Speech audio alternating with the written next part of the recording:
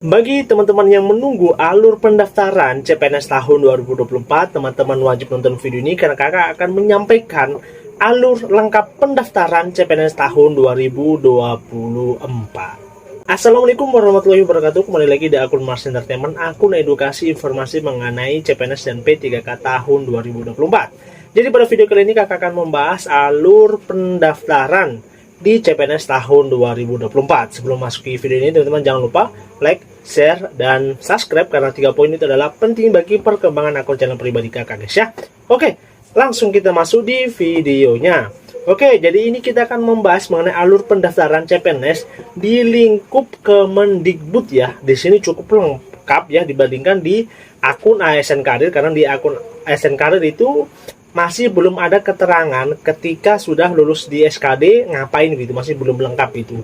Nah, di web ini ternyata itu cukup lengkap sampai teman-teman nanti ada pemberian NIP ya atau NIP, nomor induk pegawai. Jadi lengkap ya sampai jalurnya NIP, karena di aplikasi atau di web ASN Karir itu sampai di pengumuman hasil nilai akhir atau SKD gitu. Jadi masih belum lengkap. Nah, kakak akan membahas ini, jadi teman-teman jangan skip video ini karena ini penting ya bagi teman-teman yang mau mendaftar di CPNS di Kemendikbud Ristek ya, atau di bagian pendidikan gitu ya. Oke, tanpa basa-basi ya, kita langsung masuk di videonya. Oke, disclaimer ya untuk teman-teman, ini masih menggunakan tahun 2023, tapi tidak ada masalah karena pasti akan sama alur pendaftarannya. Cuma di sini kakak sampaikan ini yang paling lengkap ya, karena sampai nanti usul penetapan nomor induk pegawai atau NIP ya. Oke, pertama kita masuk langsung ya di tahapan pertama, yakni itu pertama pendaftaran akun SSCSN. Kalau pendaftaran akun SSCSN simple, masuknya di ASN Karir ya, ini ya paling atas ini ya. Nah itu teman, buat saja akun. Kakak sudah buatkan tutornya di sebelum-sebelumnya, nanti kakak pin ya di teman-teman supaya bisa belajar ya tutorialnya bagaimana cara buat akun di tahun 2023 ya. Jadi tahun 2024 masih belum dibuka.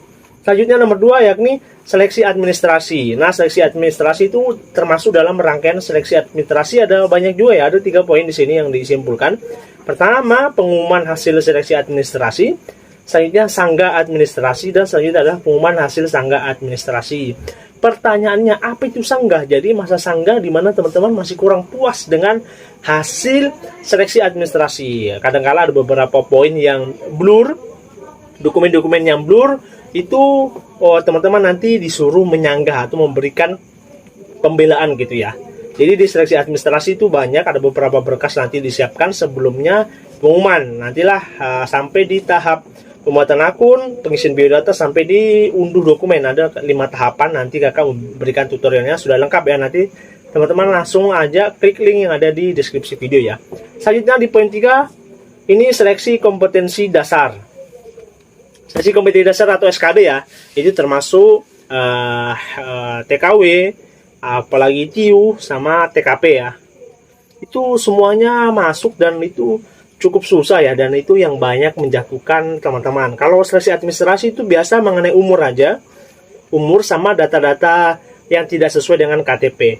Kalau di seleksi kompetensi dasar atau SKD ini banyak sekali yang gugur karena tidak melebihi passing grade-nya yang ditetapkan oleh panitia atau tim BKN gitu ya. Jadi masih banyak teman-teman yang tidak lulus di bagian SKD. Nah, ini SKD itu ada beberapa poin ya. Pertama itu pengumuman hasil seleksi kompetensi dasar. Selanjutnya sanggah seleksi. Selanjutnya ada pengumuman hasil sanggah. Sanggah sama aja, tapi kadang-kadang yang untuk menyanggah ini ada beberapa persoalan. Misalnya nilainya teman-teman itu sudah memenuhi passing grade dan memenuhi batas ya, batas yang diterima. Jadi teman-teman bisa menyanggah kalau teman-teman sudah sesuai itu. Misalnya teman-teman sudah lulus passing grade. Kedua, teman-teman masih memenuhi jumlah kualifikasi serta jumlah kebutuhan di formasi tersebut. Berarti ada 3 poin tadi, ada 1, 2 tadi. 1 mengenai passing grade lolos. Kedua, tidak ada hal yang melarang kayak misalnya teman-teman jadi joki dan sebagainya, masih atau jujur dalam artian mengikuti dengan alur yang ada. Ketika adalah formasinya masih cukup atau masuk dalam urutan formasi yang cukup pada instansi tersebut ya. Jadi teman-teman bisa menyanggah kalau 3 poin ini ada di bagian SKD-nya teman-teman. Nah, selanjutnya setelah lolos Selanjutnya ada seleksi kompetensi bidang. Nah, seleksi kompetensi bidang itu tergantung formasinya teman-teman. Nanti ini seperti ini SKB ya, SKB. Jadi ini melalui job desk-nya teman-teman. Misalnya teman-teman di bagian administrasi keuangan atau di bagian misalnya guru ya, guru. Jadi teman-teman memang akan diuji di seleksi kompetensi bidangnya teman-teman gitu ya. Nah, selanjutnya ketika sudah mengikuti SKB, teman-teman lanjut di pengumuman hasil akhir, yakni ada beberapa poin yang kakak sampaikan di sini adalah sanggah hasil akhir. Selanjutnya pengumuman sanggah hasil akhir. Jadi ketika SKB sudah ada, teman-teman langsung ada sanggah. Setelah itu baru pengumuman hasil sanggah akhir. Nah, kalau teman-teman sudah melakukan SKB, pengumuman hasil akhir sudah ada, selanjutnya adalah pengisian daftar riwayat hidup. Jadi itu lengkap, banyak sekali yang diisi, nanti mengikuti linknya aja ya. Jadi beberapa poin nanti teman-teman nanti isi aja di CASN sesuai instansinya teman-teman. Misalnya di Kemendikbud Ristek ya teman-teman, diisi di situ aja berarti, karena kan teman-teman formasinya di instansi Kemendikbud Ristek gitu ya. Nah, terakhir adalah usul penetapan nomor induk pegawai atau NIP. Kalau NIP biasa kadang agak lama. Jadi teman-teman sekarang sarankan secepatnya kalau sudah mengisi daftar riwayat hidup, teman-teman langsung daftar aja di NIP. Karena NIP itu sesuai dengan daerahnya teman-teman. Kadang cepat, kadang lambat, itu tergantung pemerintahnya di daerahnya teman-teman atau di instansinya teman-teman yang teman-teman tembak gitu ya. Kadang ada yang cepat, ada yang lama, karena ada beberapa kejadian yang sampai sekarang masih belum mendapatkan NIP. Padahal untuk CSN tahun 2024 sudah mau dibuka gitu ya. Oke.